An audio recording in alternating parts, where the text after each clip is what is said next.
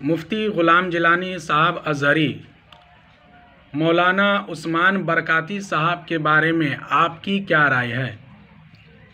حال ہی میں نے اشقا کے مسئلہ پر ان کا ایک فتویٰ دیکھا جو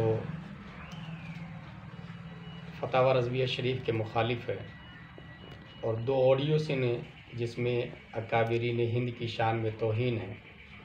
پرسنلی نیپال کے کچھ علماؤں نے بتایا کہ وہ تاج الشریعہ علیہ رحمہ کی مخالفت کرتے رہتے ہیں، علامہ صاحب کی مخالفت کرتے رہتے ہیں، سرکار کالپی شریف کی مخالفت کرتے رہتے ہیں، سرکار بلگرام شریف کی مخالفت کرتے رہتے ہیں۔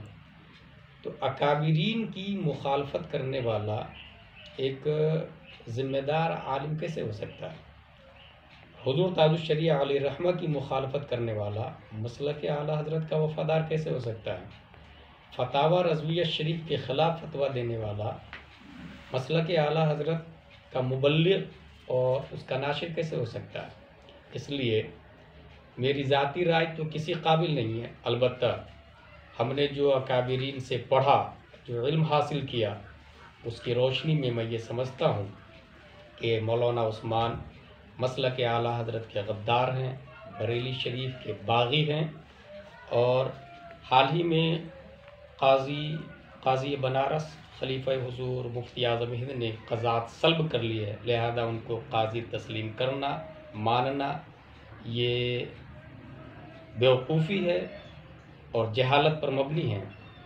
اور ڈیفینس میں اور دفاع میں مولانا شوکت صاحب نے جو ہدایہ کی عبارت پیش کی ہے، میں ان سے 24 گھنٹہ اس مسئلے پر گفتگو کرنے کے لیے تیار ہوں۔ وہ ہدایہ لے کر کے سنی سینٹر میں تشریف لائیں، اور عبارت فہمی میں غلط فہمی ہو رہی ہے، میں انشاءاللہ ان کو مطمئن کر دوں گا کہ صاحب ہدایہ کیا کہنا چاہ رہے ہیں اور آپ کیا سمجھ رہے ہیں۔ حاصل یہ کہ آپ کے سوال کا جواب مل گیا کہ مولانا عثمان مسلک اعلیٰ حضرت کے غدار ہیں، بریلی شریف کے باغی ہیں۔